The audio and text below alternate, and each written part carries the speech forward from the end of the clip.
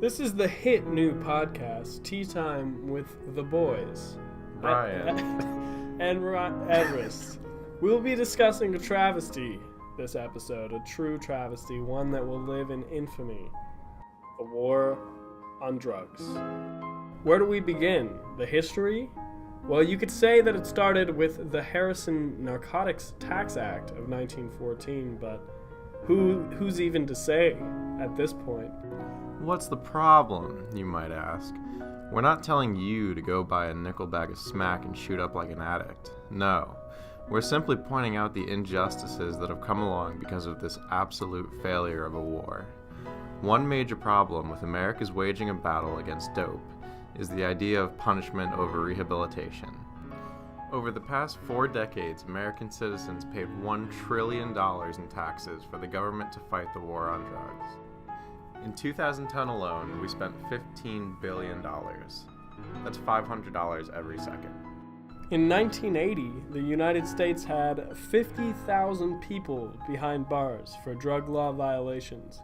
What we need to do is shift funding away from the same old failed policies and toward effective drug treatment and education programs.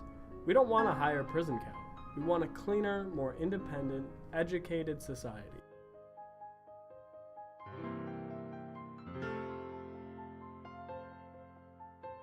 People are coming to us and they're saying, "Hey, you know, what's the big idea about all these failures? What are they? Can you tell us?"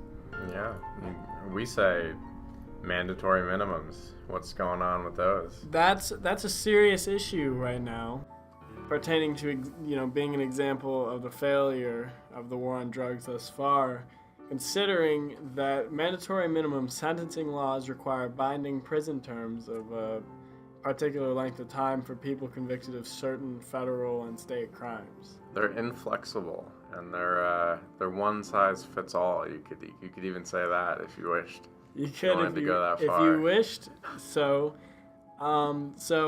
sentencing laws may seem like a quick fix solution for crime, but they really just undermine justice by preventing judges from fitting the punishment to the individual and the circumstances of their offenses.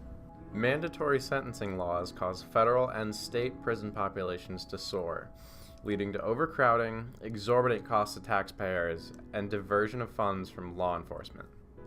According to the authors of a study commissioned by the Johns Hopkins Ivy League University, anti-drug policies and laws have had no measurable impact on supply or use, and cannot be justified on scientific or public health grounds. Now, this report presents all of the compelling evidence that countries like Portugal and the Czech Republic have decriminalized all the non-violent minor drug offenses with stunning results, including public health benefits, got some cost savings, lower incarceration rates, and most importantly, no significant increase in problematic drug use. What we're trying to say is the way that our government and society is handling drug use, particularly dangerous drug use, is just not acceptable. No, it's a backward system. There needs to be less emphasis on punishment and more emphasis on rehabilitation. Well, that's it for the big finale end. Adios, folks. Keep warm.